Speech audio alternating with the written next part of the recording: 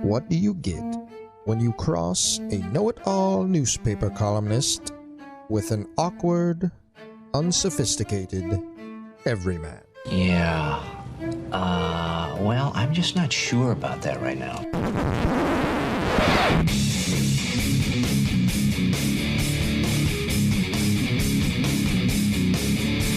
Welcome to Couch and the Roo.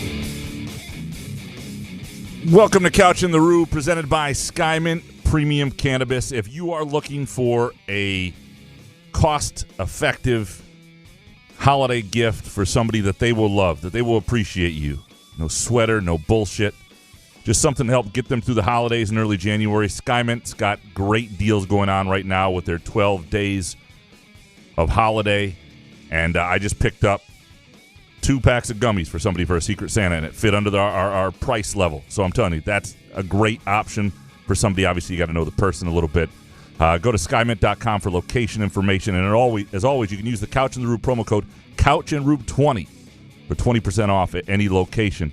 And our Sunday night show, presented by our friends Mark and Jay at North Coast Wealth Management. Get your money right. Get your money working for you as we head into the new year.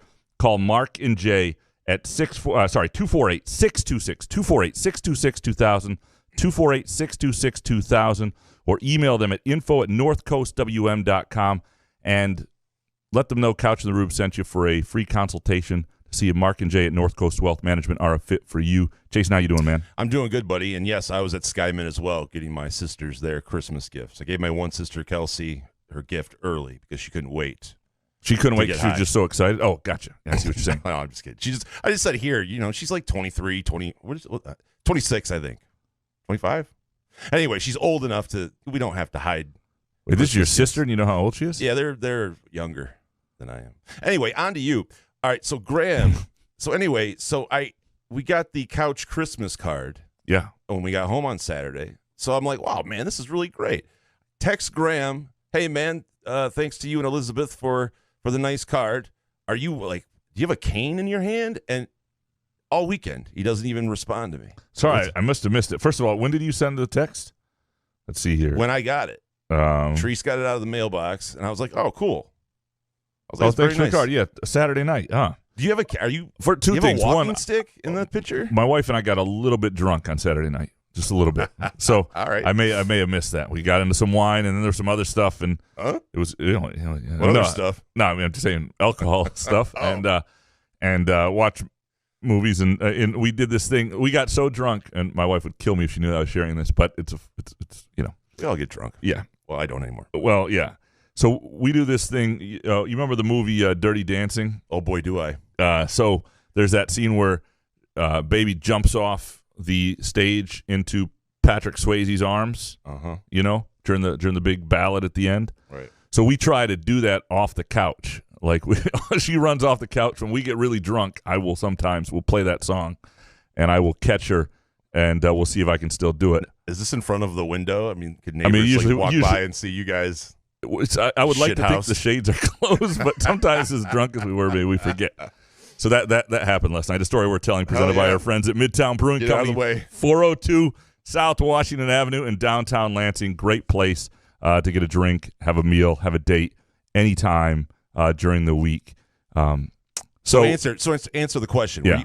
Is there a cane in your hand in this picture? I don't think so, because it's a picture of us like in front of the Ordock in Marquette, right? Yeah, but it looks like it appears that you have either a walking stick or a cane. I definitely don't. So it must be like there must be something like in the background that happens to be right there. There's just no. Yeah, I mean, I'm not that cool to pull that off. Well, thank you guys again. That was nice.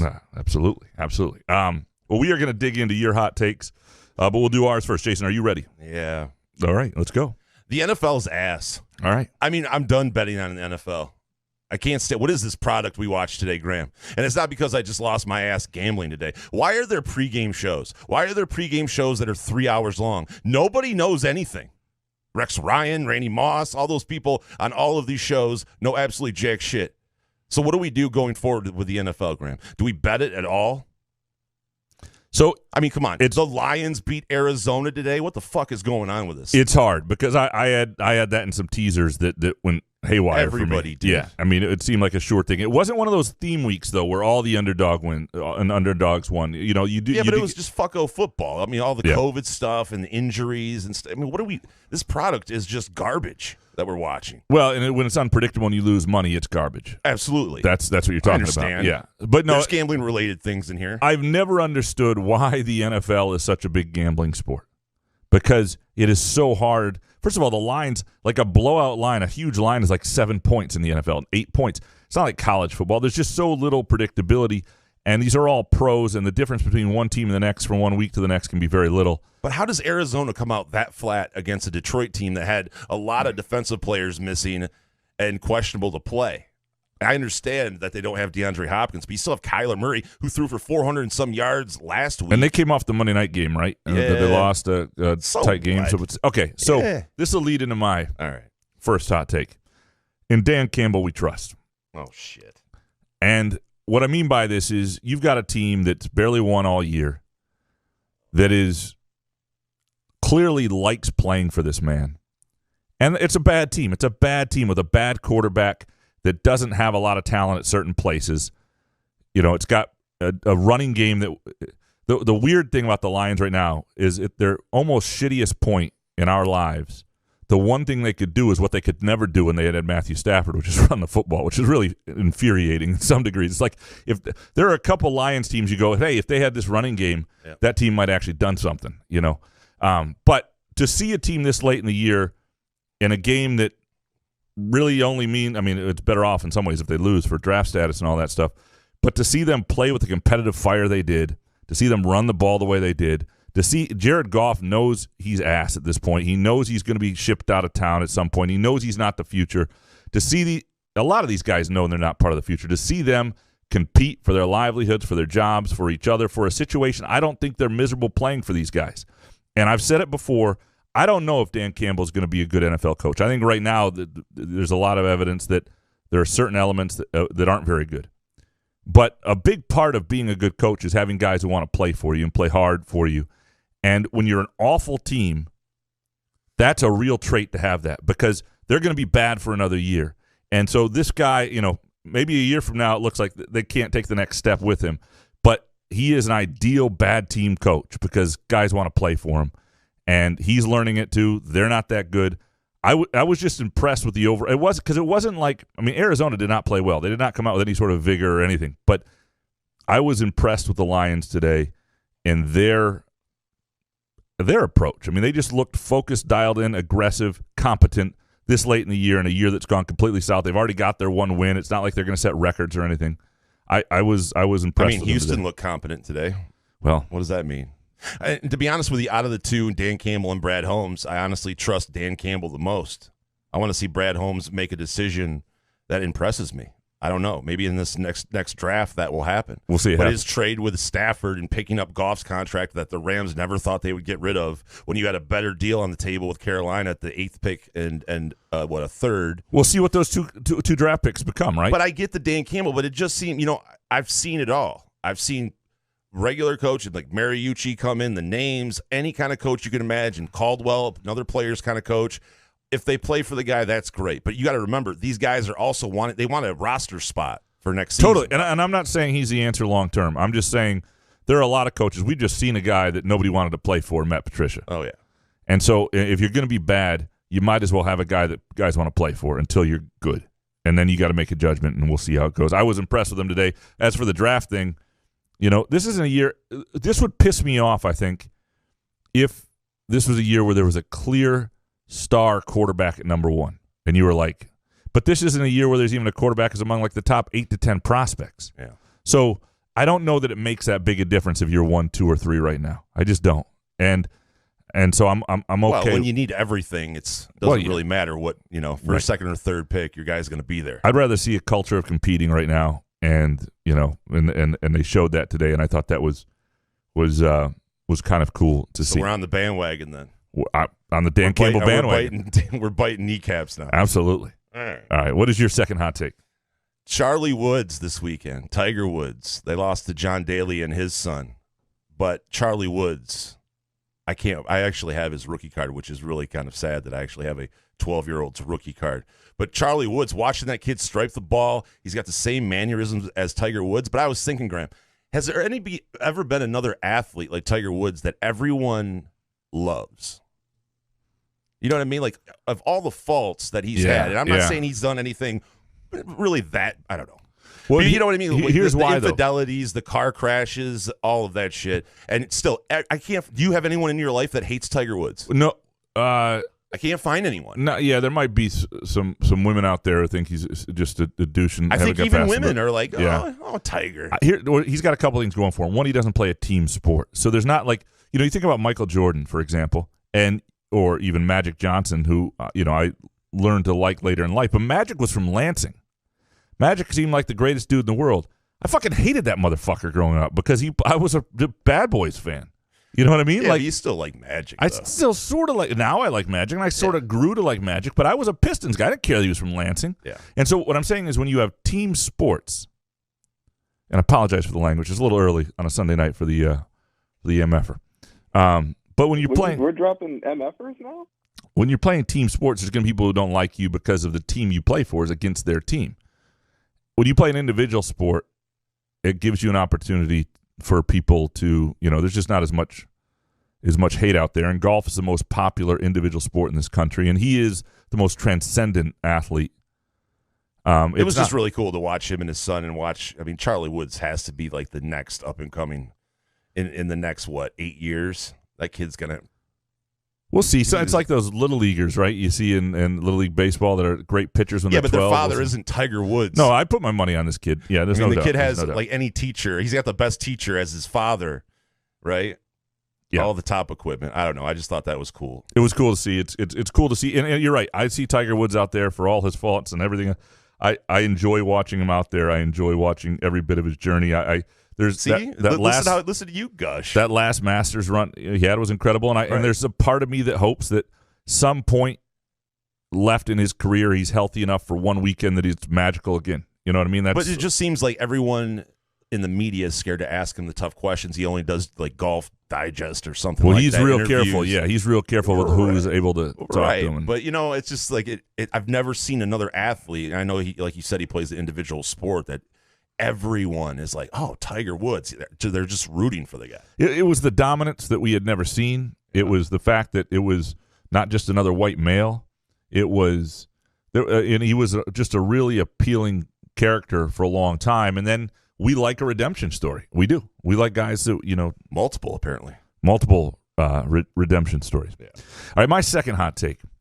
I keep trying to tell myself, like, there are things about this Peach Bowl with Michigan State and Pitt that are, and there are things that are going to be interesting, and I don't want to say better without the stars, but different interesting, right? There are things we will learn about Michigan State, and I could care less about Pitt overall and where they're headed, but there are things we'll learn about Michigan State in terms of next year, in terms of the rest of this roster, the depth of it, where this program truly is, other than just Kenneth Walker, because I've said all year I don't think Michigan State would have won more than maybe 5 games, 6 games tops without Kenneth Walker. And so that will be interesting. That's a storyline. And I think people are still fired up to see the team play because they like this team. They like this group of guys. And Jalen Naylor, it appears, will be back. And it could be it'll still be a fun game for Michigan State fans, even if the national luster is gone. But there is no any way you look at it, the 2 players that got their teams to this point, that earned the bowl game over any other players on these teams, Kenneth Walker and Kenny Pickett, aren't playing in the game. Like, neither of these teams is close to this game if those guys aren't on the team. And I don't fault those guys. I think that from a business decision, it's probably a wise business decision.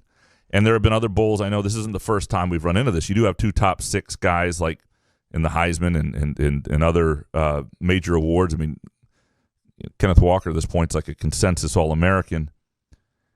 And we have to get to a way, I think, and the playoff is probably the only answer, where these games are just interesting. Because beyond, if I wasn't covering Michigan State, this game now would have 0 interest to me. There are now really, other than gambling, there are 3 interesting postseason games, and they are the semifinals and the championship. And that's it. And that's all we get. And that's all this college football. The bowl games are not that interesting anymore. And it used to be there was something to these historic games because there weren't as many of them, and we knew them. You know, the Sun Bowl wasn't a great game, but we all knew the Sun Bowl. The Independence Bowl been around forever. You got excited for whatever bowl game your team was in. The players all played. And again, they probably shouldn't have been playing back in the day, but they did. We've got to move to a point quickly where we get more than 3 games in the postseason that mean something to us, that are interesting, and the beauty of the 12-game playoff, and I know there's 8, you can do all sorts of formats, is that would be 11 games. If you just do the math and the way the bracket would be configured, you get 11 games in the postseason that we'd give a shit about, that would be interesting, that teams would be playing for a championship. All these guys would be playing. I know some people think that wouldn't completely make the difference. You put the championship carrot out there, nobody's not playing. And how much just better that would be. And there's just no way, as much as I want to, and I will find interesting things to write about, and I think there are some interesting things from an MSU fan base that care about. You have to say that. No, I just think there are. If there weren't, I would say, if I said there's nothing about this game that's interesting to me, there are things about this game that are very interesting to me. But they're interesting to me because I cover Michigan State, and I know this fan base pretty well, and I know what they care about, but whether the 2 teams that are on the field aren't teams that deserve to be in the Peach Bowl, because ultimately the 2 guys that carried them there aren't in this game. So anyway, that just you'll hear me, whatever try and spin zone bullshit I give you over the next few weeks, just know how we've got to do something to get, and it's not just this game, and it's not just this game this year. There have been a number of years like this now, but it's getting more and more pronounced, and we've got to find a way, and I think it exacerbates the need for the playoff system. Otherwise, what are we really doing here with the postseason and the bowls?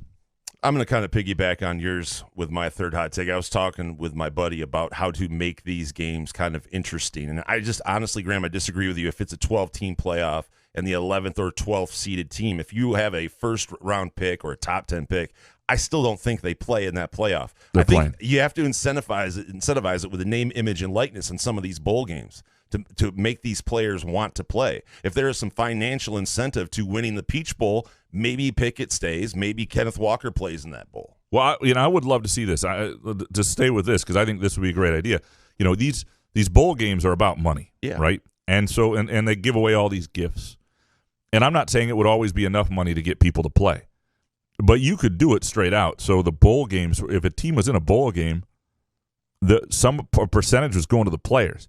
So you might not be a ton, but every player may make, $5,000 for playing in the bowl game. Still, it seems light. I don't think Kenneth Walker plays. Well, then $5K. The problem is some of these bowl games lose money, but the Peach Bowl you might be able to do more. So you get to the New Year's 6 games. Maybe it's $10,000 for all the players, and to play in this game. And I think a lot of kids for Kenneth Walker, you're probably right. For Kenny Pickett, you're probably right.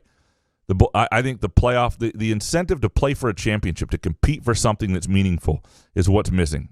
Is the finances you can only do so much. Other than I guess you could do separately some sort of name, image, and likeness deal. Or if the players that have the name, image, and likeness, something could be tied in to where if you end up winning a bowl game, whoever sponsors you gives you a big bonus, something to that effect. I don't know. It's a wild, wild west in college football, so I have no idea what the solution is. But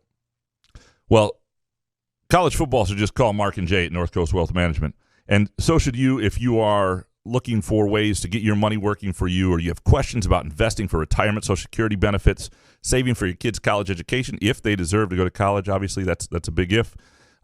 These guys are strategic wealth managers, and they have fiduciaries to their clients. That means your interest always comes first. They aren't going to try to get you into some product investment trend. Instead, they are going to assess your specific needs and try to help you invest wisely based on your goals and what you want to get done in your life. Doesn't matter where you live. They're in Michigan, in Southeast Michigan, but they have clients all over the country. Distance doesn't scare them. You can find them online at northcoastwm.com. Give them a call, 248-626-2000. That's Mark and Jay at North Coast Wealth Management, 248-626-2000, or email them at info@northcoastwm.com. All right, what is your third hot take? That was it. Oh, that was it? Okay, yeah. Mine. Okay. I lost count of where we were. So what's going on in sports right now is part of the reason this weekend wasn't fun in sports is a lot of stuff's being canceled. You don't know what games are going to be played, who's going to play, and there's this sort of it's just this cloud right now, right? It just doesn't feel good. It feels, and it's not the same as March 2020, but there are just this sort of remnants of uncertainty. It feels like college basketball season might be ruined right now. It feels like all that. A couple things need to happen. I'm glad the NFL is going this way. A year ago, we didn't have a vaccination, right? We do now. And we've got all these players testing positive, going into portals, or the protocols, and all that stuff. But if you are vaccinated, do what the Big Ten does. If you are vaccinated, unless you have symptoms, you don't test. And it's not to say that you're trying to just completely ignore people, but obviously if you're not symptomatic and you're vaccinated, the idea that you are at any risk, if I'm not symptomatic and I'm vaccinated and boosted, I go about my life. I don't, before I go to work each day, get tested. So why are we doing that with certain athletes? The only way they're going to get through these seasons, the NFL season, the NHL season, the NBA season, the NBA stuff's getting ridiculous. Same with the NHL right now. The only way these bowl games are going to get done, I think they are, and the only way college basketball season is at all normal is if we let what we said we wanted, what was important, the vaccines, be the guideline in terms of whether you have to test every day or not. And if you're vaccinated and you're not symptomatic, you're not testing. If you're symptomatic, whole different deal. And I understand there's some questions about how people will be honest about that, and people should be. And it's going to be a pain in the ass when people are good athletes or good players on your team and they are symptomatic and they have breakthrough infections, and there may be more of those with Omicron. This could be a shitty few weeks, and I'm scared of that because I love college basketball season. I would trade you every April and May. April and May can go fuck itself if I can have my college basketball season. I don't want these to be the 2 months that are lost. But we're not going to play anything if we keep doing regular testing on vaccinated, symptomatic or asymptomatic athletes. It's just not going to happen. So that decision needs to be made. And if people want to say that there's something more important in the world right now, and that there absolutely might be, but then you just shut it down, because what we're having right now are 8 guys, on teams, on NBA teams are healthy enough to play, and they're not even the starters, and half the teams are in protocols, and games aren't happening. You don't know if they're going to happen. They're changing games, who they're playing the day before. That's just not fun. And I'm a big Premier League fan. The whole weekend was just ruined by this stuff, and what they got going in Britain right now, they're in the throes of it. And I'm not saying they should be playing, but right now this just sucks, man. And I'm glad. Who decided to test vaccinated players? Well, that was just without symptoms. It's not like a daily test, but the NFL has like these regular tests, and that was just part of their deal and they're changing it now. But and some, I'm not sure. Different leagues and different schools have different deals, and some of these players are symptomatic. One of the games that was canceled, guy wakes up symptomatic. His roommate tests positive, right? And the other guys are close contact. I get that. I get that when you do have symptoms, there's the reality of this, and it's just going to suck again this winter. And it as a college basketball fan, I'm being probably selfish, petty, and immature by saying all this, that this stuff matters to me. But, I got vaccinated, so in part not to protect myself and other people, but to try to live some semblance of regular life. And it's not just about me. It's about and what we want. It's about what these athletes, this is their moment in time in college sports, right? And it's what's safe for them to do, and it's about their opportunity. And if we're going to have a season that's not completely fucked up, we're going to have to reassess how we're doing all this. And I don't know. I'm not saying I have the right answer entirely. I'm just saying there's what we've seen this weekend sucked. Yeah, no. I've had enough of COVID. Me too. Now we're on to Omicron or whatever the fuck that is. And well, yeah. It's like, we're gonna have to get a booster for that or shot for that. A separate one. Yeah. We'll see. Well, shoot me up with it all. I think the next 2-3 weeks are gonna be. I'm like, if you bet me right now, would all the bowl games go on as scheduled? I couldn't tell you, because like the Michigan State Oakland game on Tuesday night, I think they're gonna play it. I'm planning to go down and cover it. The team's on its way already. There's no reason for them not to play, but it just feels like the momentum of things is not good right now. And so I don't know. It's just not fun. You just lose. The uncertainty takes away the fun completely. All right. let's dig into your hot takes. Actually, let's take a really quick break. You guys have some great hot takes, as always. We'll be right back, and we'll dig into those. Couch in the Room, presented by Skymint Premium Cannabis and our friends Mark and Jay at North Coast Wealth Management. Where else can you cheer on your team, enjoy a mouth-watering burger or savory sushi, sip on handcrafted cocktails, or one of 46 beers on tap? Take your game day or date night to Cask & Company Kitchen, Bar, or Front 43 Neighborhood Pub near Frandor. 2 amazing places with 1 awesome blended modern American-Asian menu. Catch the game on one of 30 60-inch TVs or stop in for the all-you-can-eat lunch buffet. Enjoy happy hour or elevate your night out at Cask & Company or Front 43 on East Saginaw in Lansing. Firekeepers Online Casino and Sportsbook is the site to play. Get your Vegas on right now from your phone, tablet, or laptop. All the hottest slots and tables, plus sports betting featuring in-game wagering. Download the app at firekeeperscasino.com. Go with the name you know. Firekeepers. Terms and conditions apply. Must be 21 or older and located in Michigan. Gambling problem? Call the Michigan Problem Gambling Helpline at 1-800-270-7117.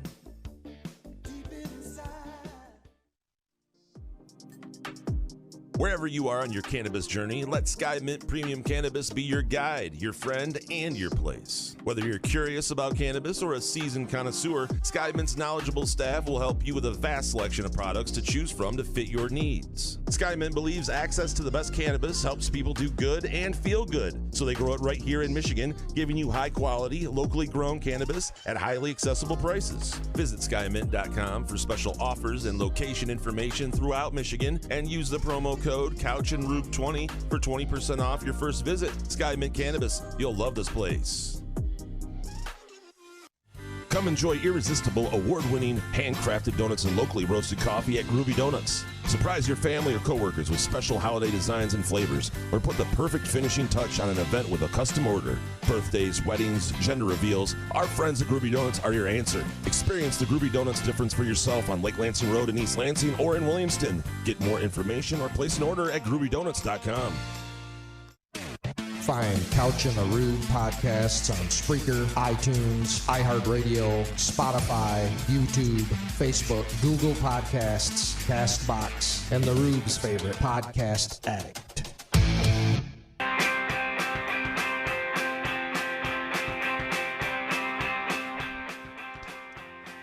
Couch in the Room, presented by Skymint Premium Cannabis, and our Sunday night show brought to you by our friends Mark and Jay at North Coast Wealth Management. You can call them 248-626-2000. That is 248-626-2000. Jason, you ready to dig into these listener hot takes? You know it. Eric Schultz up first. Number 1, this week should be a national week off for the holidays. 2, just like how Connor Cook's Rose Bowl propelled him to the stellar 2014 year, the same will happen with Thorne in the Peach Bowl. And 3, seeing old friends is the best part about the holidays, especially when it's been 2 years. No doubt. No doubt. I'm with you there. So the Connor Cook, Payton Thorne, I do think this is a moment, and I sort of poo-pooed the Peach Bowl a little there in my hot take, but I do think this is a moment for Payton Thorne, for this to be sort of a transition, a handoff to his team, right? And because they're going to have another running back next year, they'll probably have a good running back. They might have a good running game, but it's unlikely. Just the odds that they're going to have somebody as great as Kenneth Walker and the star power he brought to them. This becomes Payton Thorne's team for a couple years, and I think this becomes a handoff moment for him without question. Jeff Dillon, number 1, post by Lions aren't ass. Dan Campbell may be an unconventional, but the team is improving. Jesus fuck. Spare me the COVID roster Denver game counter arguments. It's hot in here. 2, sports are getting to a don't ask, don't tell policy on COVID protocols. I don't know if that's good or bad. And 3, fantasy playoffs are ass. Especially ass during this COVID stuff. I can't imagine. I'm not playing fantasy ball this year. But, yeah, no, I mean, we're in a weird place, like ethically on COVID and all that stuff, but we're also in a vaccinated place. And so, I mean, try doing fantasy basketball. Guys sit out and rest. Yeah, I couldn't even imagine trying to do that right. I couldn't even imagine. Yeah. Ron Quixote, number 1, I always like listening to you do this. Tell me it's going to be okay, guys. I can't handle seasons being canceled again. What am I supposed to do? Read a book? Talk to my family? No thanks. 2, Max Christie will have a 20-plus point game against Oakland. He's due. And 3, fans will leave the Peach Bowl as Elijah Collins believers again. Yeah, this would be an I mean, I think Elijah Collins is a cool story, and he's a guy who's, he was injured. He knew early on that Kenneth Walker was going to be the guy, and he's been very supportive, and he's been a team guy, and I don't know. Yeah, Elijah Collins is a guy it's hard not to root for Michigan State, and you hope that he, even if he's not the man alone next year, you hope he is like part of a two-back deal. You hope he's part of the solution, because it's just he's a guy you root for, and you want to see things go well. And look, the way Oakland historically plays defense, and they play some weird zone shit now too. They play a bunch of different stuff. This could be a game for Max Christie and a lot of shooters. Al, number 1, Urban Meyer will return as the college coach in the next 2 years. 2, it is asinine that the playoffs are on New Year's Eve. Screw the Rose Bowl. And 3, the Jimmy Kimmel Bowl was a lot of fun to watch. Harry did not cover the over, which he was upset about. Tried telling him. Yeah, I begged him. But no, it was cool. And it was cool to see Harry with his shirt off, like just in the front. Yeah, the playoffs being on New Year's, like I'm not a huge New Year's Eve guy anymore, but I used to be. It's over. But I can understand. And this year too, with sort of a year where I don't know where we're going to be on New Year's Eve in terms of gatherings and all that stuff. Maybe it's not a bad year for them, but on New Year's Eve. But there was a point in my life where these games being on New Year's Eve would have disrupted my life.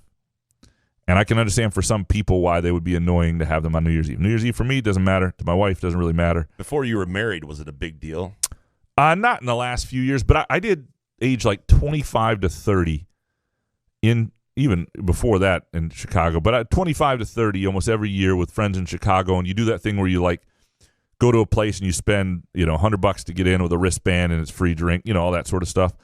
And it was a fun night, and you're dating different people at different times or whatever through it, and sometimes they'd be with you or not. But it was a night where that was sort of and maybe we would have incorporated college football, but a lot of the friends I was with in those years wouldn't have cared about the playoff games. And when I was 20, I thought New Year's Eve was going to be the greatest. It's back when you thought like we were going to be better looking than we were or something? No, it's just, boozing on New Year's Eve. You weren't able to go to the bars on New Year's Eve until you were 21, obviously.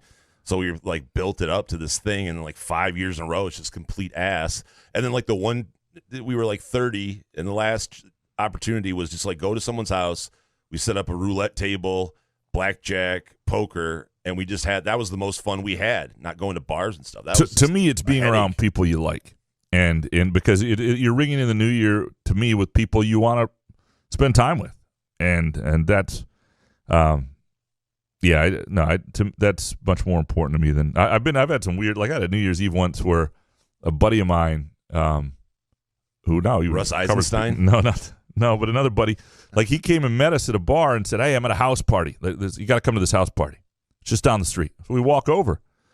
It was very clear that nobody there wanted him to be there. Like, not only did we not know anybody, but was he a sex offender or something? What did he do? He had come across a little aggressive. I don't want to say creepy, but he was drunk and annoying, and we were the guys who are now with the drunk and annoying guy. So yeah, I don't know what that was. Like me at Cody's wedding. Ryan Rockwell, number 1, props to Graham. Love Actually was a decent movie. Great cast and fun plot lines. Appreciate you, Ryan. This is Graham's burner. 2, they should do something to make lower tier bowls more interesting to watch. Guest commentators, maybe. And 3, holidays landing on a weekend are ass. I need an extra day off work. So yeah, if it's on a Saturday, you should get Friday, Christmas Eve off, though, right? I mean, that's take a mental health day. I do think they're handing those out now. I do think most people. Yeah, I guess Thursday is probably the prime day, because if Christmas is on a Thursday, everybody also gets Friday. Yeah, but if you're a boss, you let the people take it off. You're going to get a half-ass effort anyway, right? Like the first day of the NCAA tournament, just give that should be a national holiday as well. Also, the idea of making bowls more interesting by having like guest comment, like if you had the Peyton Manning and Eli Manning doing a bowl game. I'm not or something, into that though. I've tried. I just don't. I need a play-by-play guy. I don't know. I don't need to be entertained on every aspect of the game. Like Peyton and Eli, it'd be fun to watch those guys shoot the shit at halftime, probably. But I don't know during the game. It's just with weird interviews. I'm in the minority on that. Love Actually, though, I'm good to see Ryan has taste. Venmoed him money for that take. Kurt Wisniewski. Number 1, MSU football will beat Pitt by 9. Interesting. 2, green and white is emblematic of the most wonderful time of the year. And 3, Urban Meyer will be the next coach of UCLA in 2023. Somebody's going to hire Urban Meyer, because what happens is when you've won everywhere in college, even if you're a massive dick, people want to win. People want to win. They don't and care. Administrators and donors will get desperate. And what Urban Meyer has done in college football is won. I mean, he won like Bowling Green's never won like that since. He built Utah's program. But Urban Meyer, I mean, to be honest with you, it's not like Urban Meyer killed his wife and a waiter or something. Right. We're acting like he just committed murder. He coached a shitty Jaguars team and kicked a kicker in the ass. He got fired. He's still a great college football coach. And he treats people like shit. But you're going to overlook that. You're going to overlook that. Because you want to win? Brian Kelly doesn't always treat people great, and he just got $9.5 million a year. And a new accent. There you go. John. Number 1, Nebraska will hire Urban Meyer for the 2023 season. 2, streaming is not perfect, but in 2018 I was paying $210 per month for a cable bundle with equipment. When I switched, have not looked back. And 3, Merry Christmas to you and your families. Merry Christmas, John. And the Nebraska take. See, I could see UCLA and Nebraska are both places that I could see getting desperate. Like Nebraska at some point, if it doesn't work with the homegrown guy, Urban Meyer's not going to Nebraska. I'm telling you, he'd win there. And they're going to look at who else do we get. Nobody's been able to do this. Nobody's been able to do this since Tom Osborne and then Frank Solich briefly after that. Like in this era, there's a chance that Nebraska football pretty much becomes irrelevant. Nebraska football being so average over the last decade has been a big problem for the Big Ten West. It's been. And I could see Nebraska making a move like that. I could absolutely see. I can't see Urban Meyer doing that, though. Yeah, maybe. Eric Larson, number 1, with poorly thought out COVID policies asking for zero COVID, there will be lots of unnecessary cancellations. Hold on, we missed Patrick Russell. Oh, shit. Patrick Russell, number 1, contrary to what Graham will tell you, cable is still ass. 2, college refs in the Northern Illinois Coastal Carolina game, the epitome of ass. And 3, MSU football over the last 15 years is basically Iowa or Wisconsin, but with better quarterback play. Did you see the end of the Northern Illinois Coastal Carolina game? I saw a highlight. Oh, man. Or low light. It was so frustrating if you had the Northern Illinois money line. Because it's like they're right outside the end zone, and they're down 6. And the ref held up the ball, right? Well, the big problem was the ref. The first mistake is the side judge made the most. Like, you couldn't tell what he was signaling. Was it a catch? Okay, now it's a catch. Is he out of bounds? No, winding the clock. Like, he was not very decisive in his because movements. All refs are that way. But then, the way with 2 seconds to go, they should have got right up and been ready to just spike it. But I guess it was fourth. No, it was a first down, right? Because it just, I don't know, the way the clock ran quickly with him still under center. I didn't dig at all. The cable comments are so YouTube TV dropped Disney products, which includes ESPN, and people are really frustrated. And I understand not everybody can get the best cable deal. Here's what I got in cable, and I'll just tell you what I have. Because we had Hulu, which claims to have live sports, but then they get in a spat with Bally, as all these people are, because all of these streaming networks thought they had this great deal where they could offer you something at a better price. Their prices were going up anyway. Then it turns out it costs money to show, to use other people's content and to stream it. So they're going to have to spend more, and they're going to have to charge you more YouTube TV to have ESPN and have those sort of things. So cable, number 1, if you have regular cable, you don't have the delay. It's just best. You have the most channels. But I understand it. The reason we got rid of cable, spending a freaking fortune. Went to Hulu. Got rid of Hulu when they didn't have the Bally Sports, so I couldn't get the Tigers, Pistons, Red Wings. And so I call Xfinity, and we have Xfinity cable. It helps if you have internet through them too. And then for $136 total 2-year contract, I got everything, cable, internet, the whole deal for 2 years. By the time 2 years are up, I'll look around again. If Bally's has its own app, if other things are doing whatever, maybe I'll do something else. But and we do you want to do that though? Do you want to go through a Bally's app and different apps? I just don't like all that. Use that. Yeah, we do that all the time. Apple TV, we do whatever we're watching. You can't on. just like flip channels though. No, well, that's why cable's the best. I'm with him. I would love to cut the cord. I've tried doing it. It just doesn't work out. If you are a sports fan, you can't. It's just impossible for me. Yeah, the delay is just the question is, can you get the like $210 a month? I get why that's a lot of money. Yeah, and so it's can you find a reasonable rate and get a contract for a couple years that is and worth these paying. apps need to learn how to bundle. You need to start getting bundling. And there's lots of things. We're 2021, and I'm watching Premier League on regular TV, and then the other game's on Peacock, and I got to leave it and go to a different app. And I'm used to it. It's fine, but it is hard to go back and forth, and that stuff's. We should be better than that at this point. Eric Larson now. Number one, with poorly thought out COVID policies asking for zero COVID, there will be lots of unnecessary cancellations of games in the next 2 months. Graham's right. They need to rethink things like what the NFL has done, etc. I've discussed it in my show, episode 146, Paradox Podcast. Interesting. What? Good Paradox, plug. Huh? 2, MSU depth will help with COVID in the next 2 months. It'll be a crazy day-by-day roster disruption, and I desperately hope they don't cancel or suspend the season. We just arrived at Big Ten tourney in 2020 and had it canceled. That better not happen again. 3, Lindt chocolates have quickly become a gigantic family favorite for the holidays. Family favorites are peppermint cookie and strawberry cream. You know what I love? That's a hot take. That is a hot take. I love gingerbread. I forgot how much I like gingerbread. Shit. Yeah. I never would have guessed you as a gingerbread guy. Yeah, I look like a giant gingerbread man, to be honest with you. Rosy-cheeked gingerbread man. I'm wearing clothes that make me look like a gingerbread man today. No, and we talked about this with the COVID policies. Look, it's going to be everybody's going to have to rethink what the protocols are. Otherwise, we're just not going to get through this winter. What's this podcast called? Paradox. Paradox Podcast. I'll check it out on. No, you won't. I bet you will. He actually DM'd me. I think I'm going to go on. Maybe I'll even go on the podcast. Wow. Lucky. Gavin Haas. Be the lowest rated podcast he ever had. Gavin Haas, number one, the Peach Bowl will still be a good game without Pickett and Kenneth Walker, but then sitting out shows the need for an expanded playoff. 2, winter and Christmas will always be the best time of year. Of course. 3, the Lions will make the playoffs next season. And also, my birthday is February 12th. It's good to know. We keep wondering when he's going to turn 16. So that's 21 by then? That'll be driver's license time. Young Gavin will be on the roads. Oh, God. That'll be crazy. Yeah, we'll have to celebrate. Let me know when you're on the road, Gavin. You're going to get off the road? Stay home that day, yeah. Listen, I shouldn't have been driving at 16, so. Right. No, no way.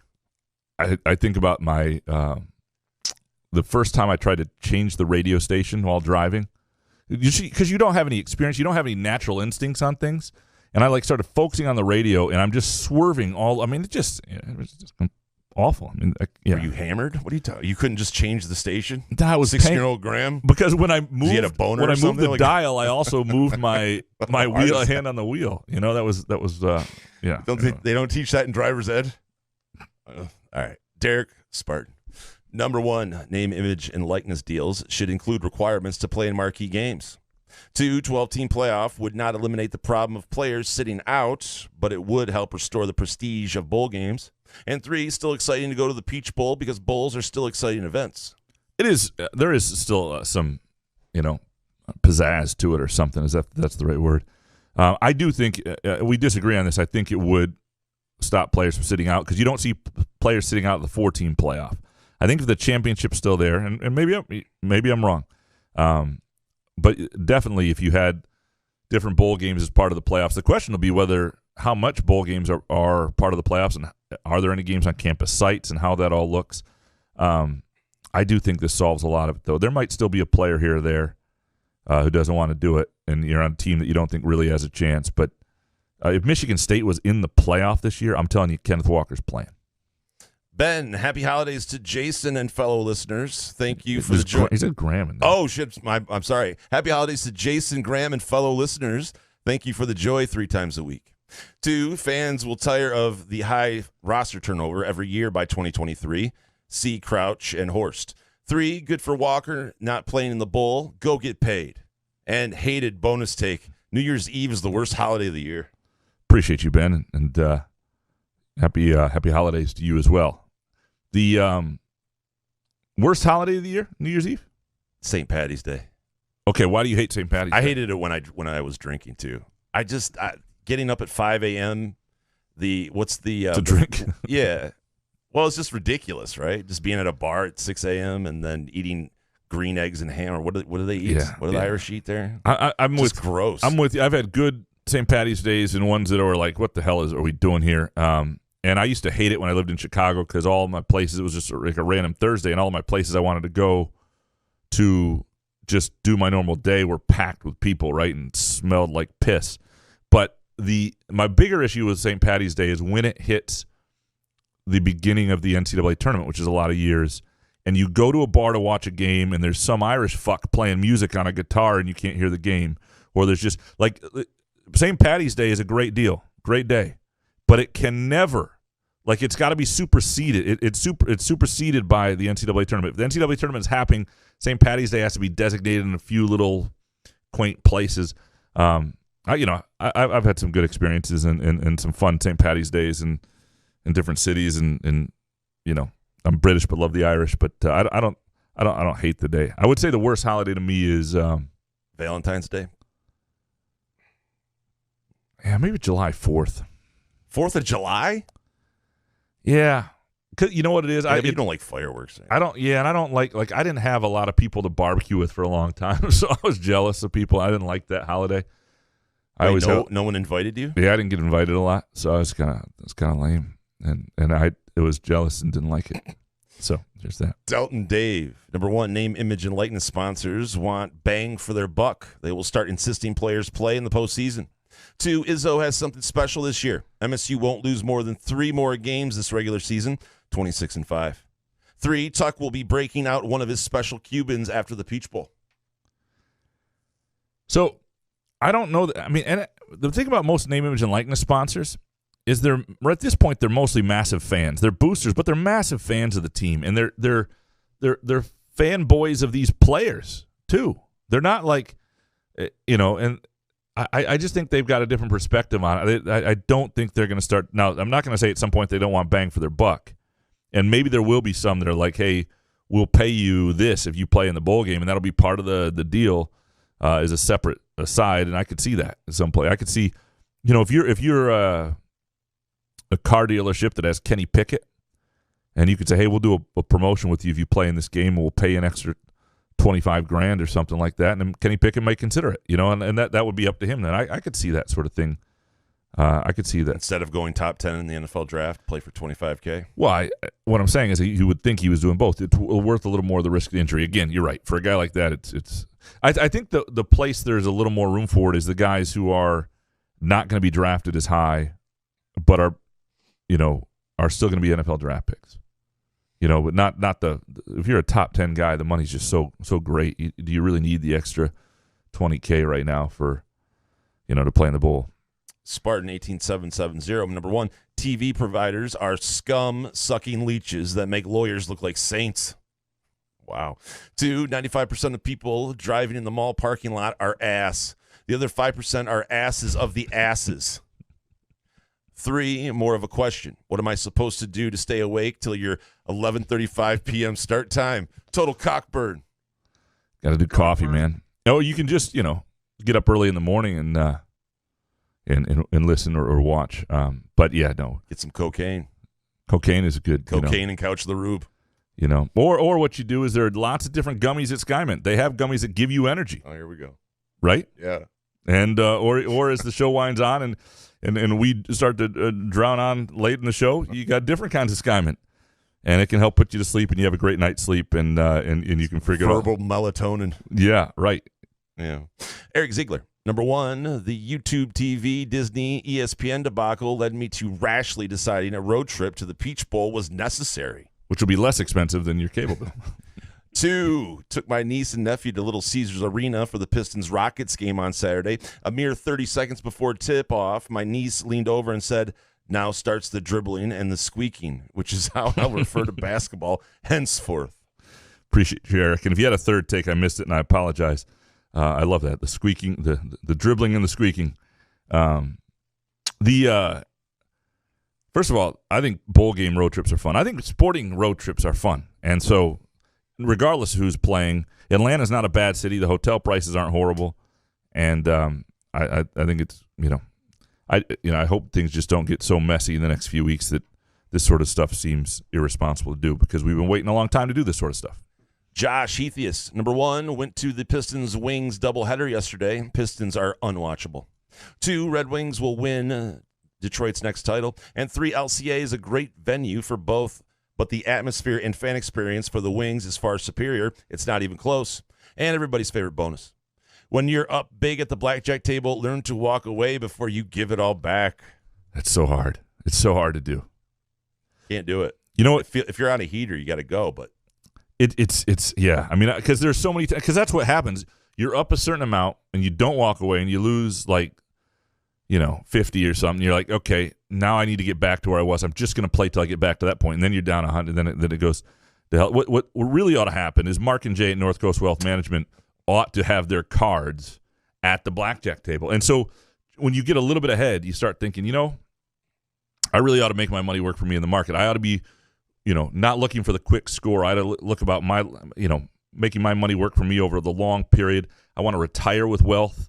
I want to send my kids to college. I want to have the cottage. I want all that sort of stuff. And if all that stuff matters to you, 248-626-2000. Call Mark and Jay at North Coast Wealth Management, 248-626-2000. You can email them at info@northcoastwm.com. Dick Manbutt, number 1, MSU beating Michigan is the scratch. Michigan fans cannot itch, regardless of what they try and say. 2, the Lions can't even win correctly, beating Arizona, dropping them to number 3 overall pick, and worsening the Rams pick. And 3, worried Lions' late-season success will justify them building around Goff. It's not going to happen. They've made their decision on Goff. Everything you read there is, whether they have bring him back next year or not, because they owe him money anyway, may be based on circumstance, and that could happen. But they're not building around Jared Goff, and they've already made that decision. I don't hate them. I didn't hate them winning today just because I liked what it said about how hard they're playing for this guy and all that stuff. But if they would have lost by 4 or 3, we would have said the same. It would have helped. It would have been better. They fought It would have hard. been better. Plus, it would have helped my teasers and other things. So yeah. Tyler, number 1, the NFL is so fucked to bet. 2, Harry laughing shirtless, swinging his hype towel after completely whiffing the over in the Jimmy Kimmel Bowl is legendary. He had the whole suite was betting the over. He's got these little kids with their shirts off. Those are Cousin Sal's kids. Are Yeah, they nice? They love Uncle Harry. I can imagine. 3, the Patriots are total ass for kicking that field goal. Just go out shooting like big balls, LA Chargers. So the NFL is just a nightmare to bet, and it's a nightmare to bet it's a nightmare to bet a lot of weeks. I don't think for what our purposes are, the NFL is the smart thing to bet. I just don't, because again, we're trying to win 100% of the time, not 53, not 54% of the time. And the NFL just beats the hell out of you when you try to do that. And try player TDs. I've had success with those. Yeah. And they're fun. And there is an NFL game, and don't get me wrong, I'll put money on the Sunday night game when I'm alone watching, or the Monday night game, or if I got a game in front of me, or if I really like a line. Because I'm telling you, giving you this advice, but I don't follow my own advice. I fucking like betting the NFL because I like betting games. I like having action. But it is harder than anything else that's out there. Jay Riemenschneider, number 1, your show has turned into any other MSU show now, and that wasn't always the case. There's been a lot of Michigan hating and ridiculing on here, and don't know if it's because the Heisman or college football ranking or what, and now listeners are bashing Michigan basketball start, even though the season is early. 2, I'm getting really concerned that college basketball and football are going to turn into de facto pro leagues, and that scares me to think that I might be turned off from it all now and lose all interest. And 3, I don't pay attention to Twitter updates, so your wishy-washy show schedule is messing me up trying to get questions or hot takes in. So here we are, Sunday night. Plan on this. Sunday night, Tuesday night, or Wednesday night. It depends on if Michigan State's playing. A midweek show that's sort of built around the basketball schedule. And then Thursday night most of the time. And so that means like Thursday morning quick takes. And it's not – I'd love to tell you we're going to start at 8 o'clock every one of these dates, and these are the definite dates. But this isn't the full-time gig for either one of us, and so it's just hard to do. And that just sort of is what it is. We appreciate you listening. We appreciate you caring enough that you want to be part of it and taking part, Jay. We really do. I want to get into his number 1 here, though. The idea that the show has there's more venom towards Michigan fans here than there was before. I think what's happened is, like the last month, and I've noticed this. I could just sense it from a lot of our listeners. In their worlds, in their spheres, they're dealing with some real smugness and arrogance and some issues with the Michigan fans in their lives that have been really unpleasant. And so that's showing up. And so people are reacting to that because they have deep-rooted feelings about Michigan if you're a Michigan State fan, and you're seeing sort of the worst of those feelings come out along with some of the worst of the behavior of some Michigan fans. I also think it's a smaller segment of Michigan fans than most people realize. I think Twitter is not representative of the entire fan base. I know you and I disagree a little on this. Some people treat it like it is, though. Yeah, but it's just not. I mean, the people I know outside of Twitter who are Michigan fans don't. There's just some really dumb people on Twitter who but there's also people who just love to poke the bear, and I know that because I am one of those people sometimes. But Michigan's basketball team has been bad. They have been bad. But there's more venom towards Michigan than there was before a month ago. I think Michigan State fans have been annoyed by the response from Michigan fans sort of trying to belittle them in light of Michigan State winning that game and then Michigan's own success. The other thing that's just different now is that Michigan State's winning against Michigan, success against Michigan has gotten to some Michigan fans, which has created some of that, venom coming from the other way and smugness and just ugliness that's out there, if that makes any sense. Professor, number 1, Northern Illinois thinks refs are ass. Worst ref incompetence of the year. 2, Bailey Zappi will be a 10-year NFL vet. And 3, molasses cookies are the best cookie during the holidays, with frosted sugar cookies a distant second place. All of it. I take it you're a molasses guy, right? I am. How do you know? Oh, God. It all sounds amazing. They are good. The Bailey Zappi, I mean, you guys will remember him playing for Western Kentucky against Michigan State, how good he looked then. He's not a huge guy. He threw for 6,000 yards this year or whatever, but I'm really curious to see what he is as an NFL player because we watch so many NFL quarterbacks that suck. And I remember watching that guy thinking, there's got to be a place for him in the NFL. Like, I'm very curious to see what his career will be. Mike Glennon played today. Yeah. You know what I mean? Yeah, there's got to be a place for Bailey Zappi. I just feel that watching Mike Glennon, I can just – or Drew Lock. I watched Drew Lock play, and I feel if he could make the NFL, why can't Bailey Zappi? Bailey Zappi's certainly a backup or something. He's certainly going to get a look, for sure. Franco, number 1, Peach MSU win. Neither should play. Kenneth Walker is better than Kenny Pickett. Take Zappi in the draft. But Elijah Collins is a good back. Nick Patty has little experience and none as an offensive coordinator. 2, MSU is good in bowl games. 3, MSU basketball is somehow always a better team when there are no expectations. So the third one, I part of that is I don't know if that's always the case, but again, everything is relative to expectations. So when you don't have expectations, it just feels better. This team certainly, there were limited expectations, and they look really good. Almost everything that we said needed to go right to elevate them beyond what we were thinking they were going to be has happened. And no preseason ranking. Yeah, to worry about. And they always were a little underrated if things went right. Like they had a higher ceiling than, I go back to the 2014-15 team, which did make the Final Four, but was on the bubble for a long time. Like that team didn't have the depth of talent that this team did or does. And the team in 2016-17 with Miles Bridges and those guys as freshmen, that team was really young. And that team didn't there have been a lot of teams, that team actually had expectations. I'm trying to think of another one that didn't have expectations and really did well.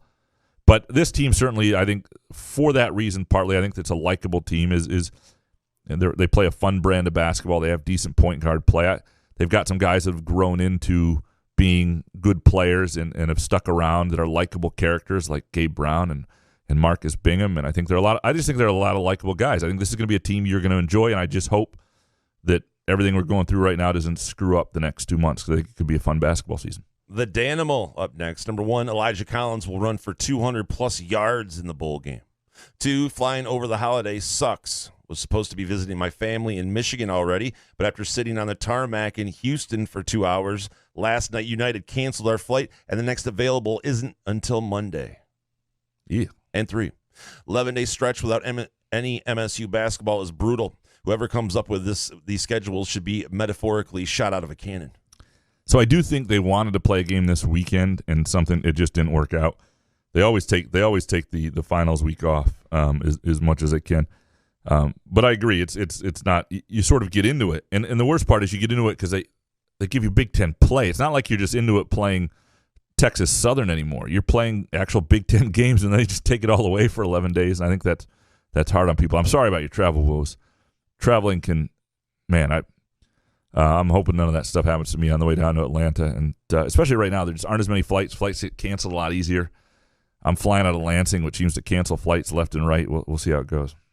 Uper. Number 1, if Malik Carr and Harold Joyner start featuring in the pass game, it's going to be a fun Peach Bowl in a 2022 season. 2, Rocky Lombardi got robbed. And 3, it's great to see Foster Lawyer balling out. He found the appropriate level of competition for his size.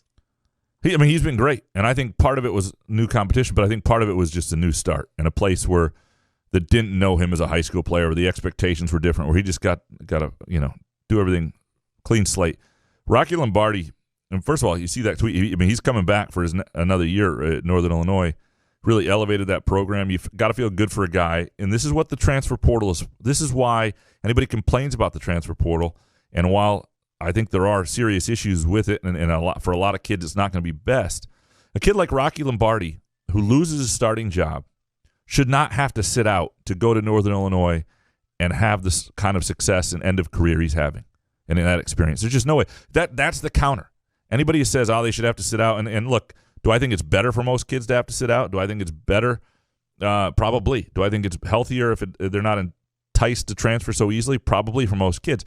The problem is if it fucks a lot of kids like Rocky Lombardi, then it's not right. I mean, Rocky Lombardi, and maybe that's as simple as that with quarterbacks. Once you started a certain amount of games, if you're no longer the starter, you would have different rules, but they're not going to do that. This to me is a great example of where the transfer portal works.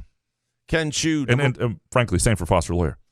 Ken Chu, number 1, Elijah Collins will have a career day in the Peach Bowl, and there's no way that the Biletnikoff winner should play. 2, Saquon Barkley just made the most ridiculous one-handed catch I've ever seen. And 3, Bally Bet adds bass fishing. Would you bet bass fishing? I have. Okay. Not recently. We did a bass fishing fantasy league when we were out of ideas something to bet on. That's awesome. Most of us lost interest after like 2 weeks. Yeah. No, I've covered enough bass fishing to know it a little bit. When I was in Kalamazoo, when I worked for a little while, I was covered bass fishing. Well, I was the outdoors editor, along with the sports editor. Because when I started there, you wouldn't even pick up a dead rabbit. You're the outdoors guy, right? No, so I get there, and the editor at the time does not want to do it anymore. So he's like, "I'm also going to have you do the outdoors section." I'm like, "Okay," and then I just did it for a long time. It became a place where we could hide my overtime. It didn't take me all that long to do the section, and but we could say it did. So they were able to put lots of extra hours when I needed them when I was traveling and stuff. But more than that. Like Kevin Van Dam, who's Bassmaster Classic champion, one of the best bass fishermen in the world, is from Kalamazoo. His brother Randy Van Dam owns the big bass. I forget what the name of the store is. What about Rob Van Dam, the wrestler dude? He's not part of that family. But anyway, so I did a lot of behind the scenes stuff and a lot of stuff with Kevin Van Dam. We would do a lot of updates and stories on him and watch those events and got to learn it, and it was kind of fun. First of all, before I got into Premier League, you talk about something that's like tranquil and peaceful on a Saturday morning. Get up, watch some bass fishing. Have you ever been fishing? I've been fishing. I mean, I'm not good at it. Can you put the worm on the hook and everything? If you catch a fish, you can touch it, right? Yeah, the fish I can handle. For whatever reason, it's the texture of like an animal that has fur that was dead or whatever that I couldn't handle. I couldn't deal with. I can handle a fish. Jarrett, number 1, Joey Hauser drops 20 on Michigan with 5 threes. 2, Reed and Naylor both get 100 receiving yards in the Peach. And 3, White Christmas for all of Michigan. Do you prefer the White Christmas? No. I despise this weather. So, I mean, yeah, if it's going to snow, it's going to snow. There's a great analysis from the Rube. I prefer. I just hate snow. I hate this weather, dude. I love the routine of January. January is my favorite month of the year in a lot of ways. It's dark at 5 o'clock. I don't mind it as long as there's real college basketball season. I don't like it otherwise. Hauser drops 20 on Michigan with 5 threes. I mean, the thing about Joey Hauser, right? And we kind of know this now. That could happen in any given game for him, and he's going to get open looks because teams are the way the offense works. He gets the ball with decent looks, and he's a stretch 4. And I think it's going to happen in a couple games this year where he has big days, whether it's Michigan or anybody else. There's no way to actually know. Call me Al. Number one, over-under Graham live sponsor references per show is 30.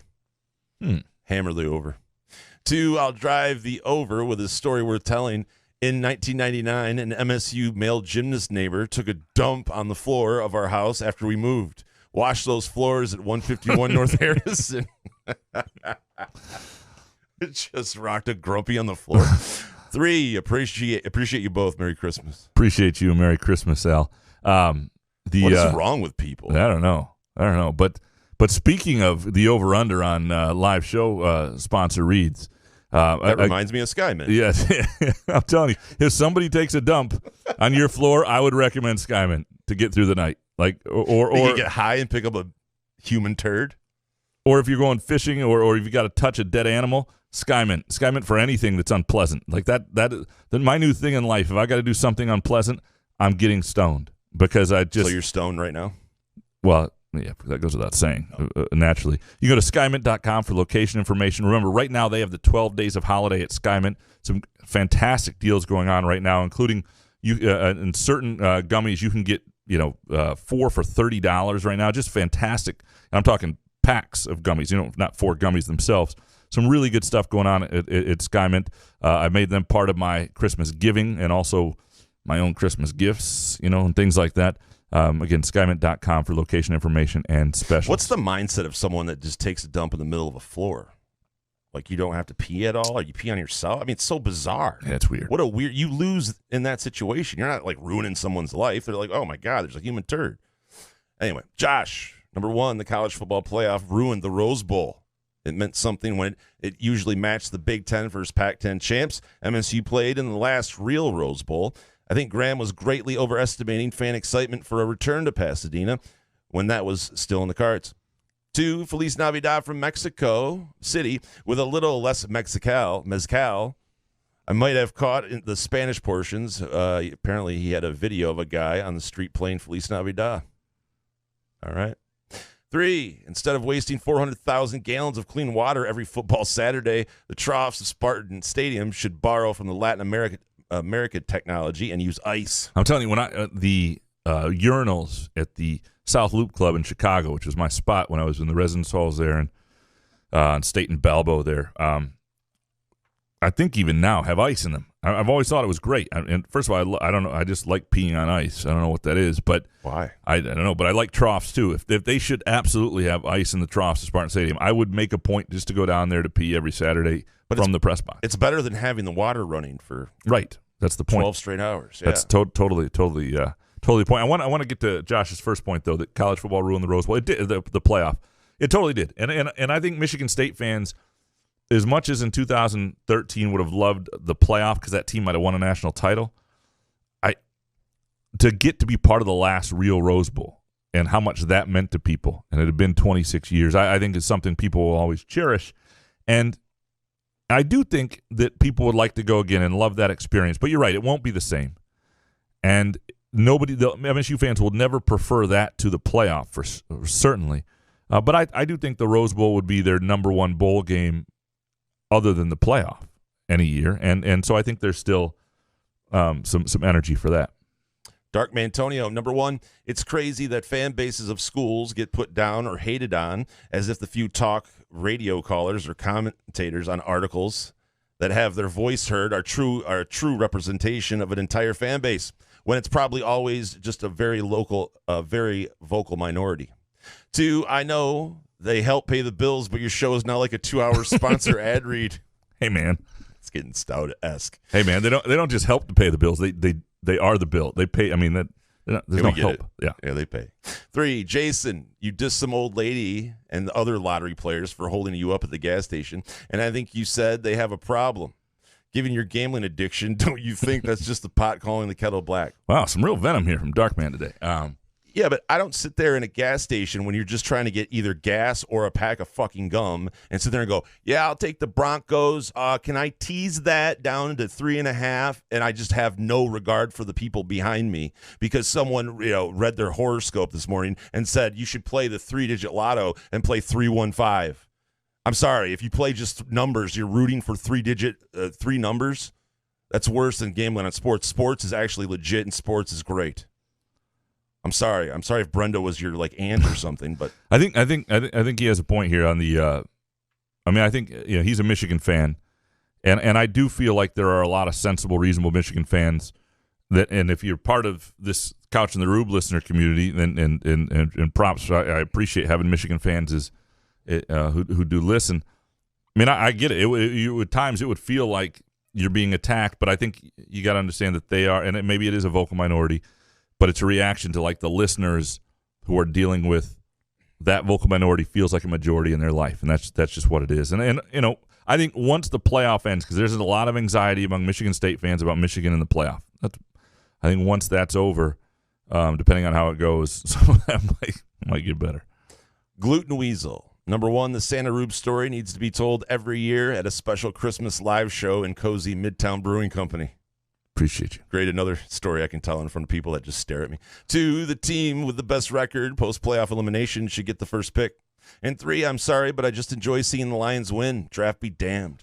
No, I think if you're a fan, there is something to that sometimes. It's like, this is fun, watching them look like a decent team. Maybe not. What do you think about the idea of the team with the best record post-playoff elimination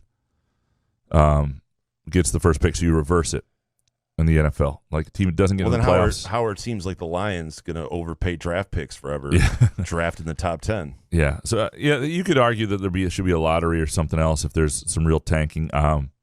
But I think today is like the Lions are tanking. Yeah, I think today's evidence that there isn't as much. I think it's hard to tank in football. First of all, it's a violent physical sport.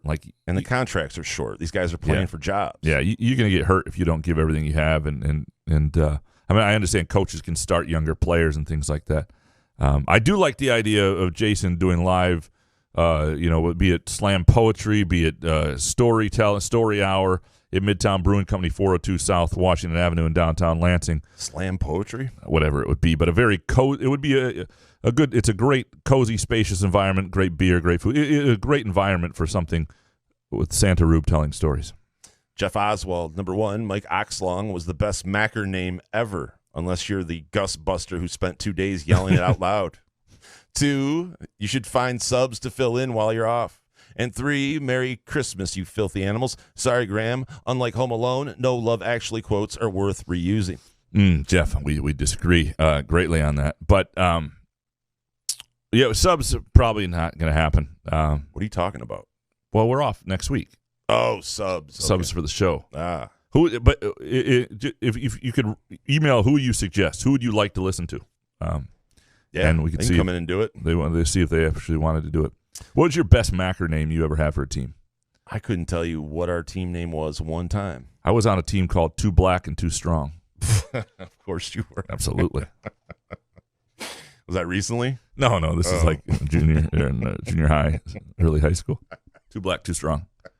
I take it you were strong. Hell yeah. Kevin from Rochester Hills. Number 1, Goff is better than Stafford. 2, tell your son will be a great pro golfer or on drugs and banging porn stars by 20 years old.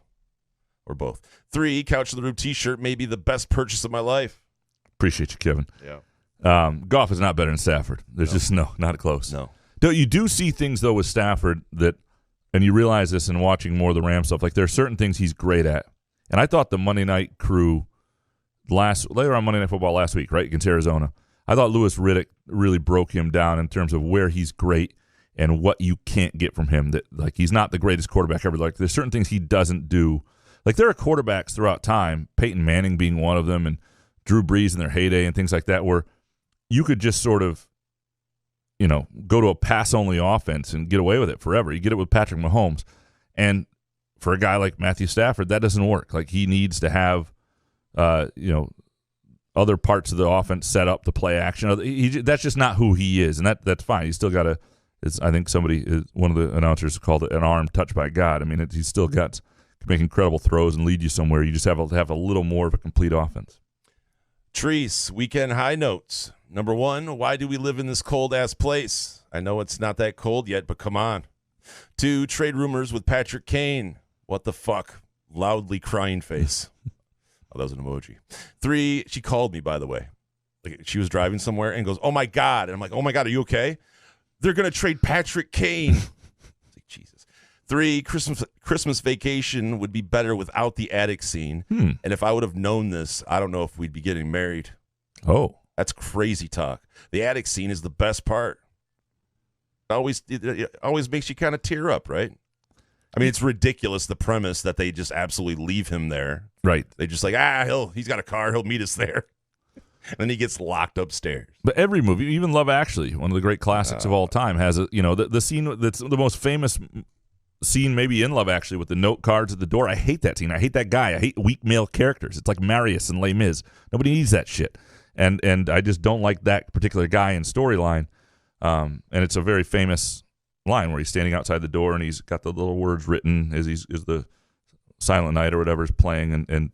But it's the worst scene in Love Actually, which is otherwise one of the great films of all time. Ugh. Jordan Mack, number 1. I don't understand how MSU signing day was exciting because a 5-star said no to you. It made the juices flow. At the end of the day, this class is competing with Rutgers, not Bama. So Jordan Mack, we love Jordan. Jordan's a friend of yours. And he's got a 3-incher. And you're a jackass. And he and I were talking on Twitter, and I was going to put these in the Twitter questions I forgot last Friday. Yeah. But so part of his thing was that Michigan State's recruiting class really wasn't that good. And look, it is not Bama. It is the best class they've had since 2016 on paper. And it's in line with the great classes D'Antonio had, the type of classes that set up their great run. And given where how early this is in the program for Mel Tucker, getting 5 4-stars and getting a top 20 class, this is about what people were really hoping. I mean, I think on the high end of what people were hoping for this particular year. And so this is my friend, the Michigan fan. So he likes to, now that they're in the college football. I never heard from him about things, and then all of a sudden Michigan makes the college football playoff. Again, to our friends who are Michigan fans who are listening and wonder why Michigan State fans sometimes are there's some venom back and forth right now. It's this sort of response. It's the needling of them. And why does it matter to the Michigan fan right now? If Michigan State fans are happy with their class and feel like it's growth, let it be. Because they're in the playoff. Right. They're cocky. Clint Bainey, number 1. I just got my man card back from the man card commissioner after my pumpkin spice cappuccino purchase on October 7th. 2, I hear you all talk about your fancy dancy gambling apps with all your pretty little research info, but I say fuck that. I go to Firekeepers Casino once a week in my matching sweatsuit looking like a white rapper, snag a pub pretzel, drink 2 Labatt Blues while making my picks, and then head back to the Texas Corners in Kalamazoo. That's gambling. Appreciate you, Clint. 3, pet peeve. People from Michigan who say y'all. Don't do it. No, I'm serious. Just don't do it. You're better than that. And bonus take. He deserves one. Newsflash to the 3 generations under us, fellow Gen Xers, who say Kenneth Walker is the GOAT or should be in the Spartan Ring of Fame. Get back to your parents' basement and resume playing Mario Brothers and cuffing your carrot. Clint. Well done, man. Well done. Cuffing the carrot. I haven't heard that in a long time. I do think, though, I mean, the fact that he won the Doak Walker and, he's a consensus All-American, he's going to get in the Ring of Fame because it is one of the great years individually of all time and elevated a program and all that. But I understand that people lose perspective, and the younger you are, the less perspective you have. Who's saying y'all? Well, y'all has become a popular thing. Brian Kelly? Certainly on Twitter, it's become a popular thing because it's gender neutral. I don't like it personally because I think it's a little too cutesy. Is that a Twitter rule? Not my rule. By the way, Firekeepers, if you've been to Firekeepers, the actual casino, Firekeepers is a cool place, and it's you can go right to Darcy Sportsbook there and bet and enjoy a day hanging out in the casino. You don't, but you can also download the Firekeepers iCasino and Sportsbook app. I get where he's coming to with the man card. For a year or so, I used to get a cinnamon dulce latte grande with whipped cream and sprinkles, skinny, from Starbucks when I was in Kalamazoo, and that's when your man cards expired a long time ago. I was flirting with that redhead who turned out to be 15 or whatever. Jesus, it was not good. No, I didn't know. Why was she working that young? I was only 26. I didn't know she looked 18. I found out later she was younger. We didn't do anything. We just kind of flirty. Fucking Epstein over here. No, we'll fix that in post. Couch on fire. Number 1, Peach Bowl is a chance for Payton Thorne to shine now. 2, Lions looking like they won't get the number 1 pick and feel pressure to draft Hutchinson a la Cunningham. 3, Feliz Navidad. Appreciate you. Woo! Oh, we only got a couple more shows of that. I think a lot of MSU fans would rather they didn't draft Aiden Hutchinson, but and would be happy if they don't have that opportunity. This is we've talked about this. The Payton Thorne. I think this is a real chance for Payton Thorne, a passing of the baton, so to speak. It becomes his program. He's got both his guys back, and we'll see how it looks. But I think this is a big opportunity for him. Gideon, number 1, it's a shame that the Texans and Lions couldn't have played this year in the ultimate suck bowl. It might be the first game of the year I'd actually enjoy watching as a Texans fan. That's got to be brutal. Appreciate you, Gideon. And I hope if you had more than that, Gideon, I apologize. I missed them. Okay, but yeah, no, it's they don't play the Texans this year. No, they don't. They don't play the Texans. God, I hope not. Brett, number 1, who do the fucking Lions think they are? They play like the dead lice are falling off them last week, and now they're fucking Seabiscuit. I'm done betting anything with the Lions for eternity. 2, people who lick their fingers, bowls, plates at restaurants. What? I'm going to assume you also go to Hawaii Spa and ask for the Cleveland Steamer. The next person I see lick the leftover guac out of the bowl is getting a LeGarrette Blunt sticker. Sucker punch to the throat. People do that? That's disgusting. They lick the bowl? He's clearly seen it, though, because this is the type of thing that you've been thinking about after you see it. Oh, my God. Recently. I'm not calling bullshit. I'm just saying, is that a thing? Yeah. 3, same-game parlays are ass. My recommendation, Graham and Jason give us their best same-game parlay of the week on Wednesday's show. That way, if I lose, I can blame someone else for my failures. Have a great week, guys. You too, Brett. Appreciate you. That actually, the same-game parlay is not something that I've started to do here and there. It would be fun to find a game and do a same-game parlay with, and might be something. Football season's almost over, but it might be something to look at. And I guess you can do it with hoops and other things, but same-game parlays are really built well for football. So maybe that's something next year we do. Are you a finger licker guy? No, I'm not. Those people drive me nuts. Because I'm kind of, I'm not saying I'm overly, I'm not somebody who's, you've seen my computer and eat around things, but I'm somebody who's a germaphobe naturally, and I'm kind of multi-shower a day guy, So I think maybe ribs is the only thing you can kind of do that, but other than that, it's gross. No, people are licking guac out of the bowl. If the food is built for it, right? Yeah, you have to do it with ribs. I guess I'm trying to think anything else where you'd lick your fingers. What are the you have to go crab all 5, legs? Maybe though? I guess I don't know. Not even crab legs. Yeah, no. It's weird. Alex James, number 1, nothing is more awkward than standing at the counter during the time. By the way, inserting your credit card and the ding indicating it was approved. 2, the 2021 Arizona Cardinals are officially canceled. And 3, loud as fuck vehicles and crotch rockets should be banned from parking garages. Appreciate you, Alex. It should just be banned, period. You can tell Alex lost some money on these. Everybody's pissed off at the Cardinals right now. They did. I mean, they didn't show up today. And it's now you heard all the COVID news and players that were going to be out for the Lions. Yeah. I mean, I thought Kyler Murray was going to tear him up, but whatever. By the way, it's only awkward at the time standing at the counter waiting for your card to get the ding that it was officially approved if you're worried it won't be approved. Like right. If that's a nervous time for you, then it's awkward. I think it would be more awkward if it was declined. Yes. And they have to whisper to you. Sorry, it's declined. John in the desert. Number 1, Cliff Kingsbury appears to be the James Franklin of the NFL. Flashy, fast start, no finish. 2, paying NCAA players would put an end to the opt-out. And 3, MSU men's hoops will start 7-0 in the Big Ten.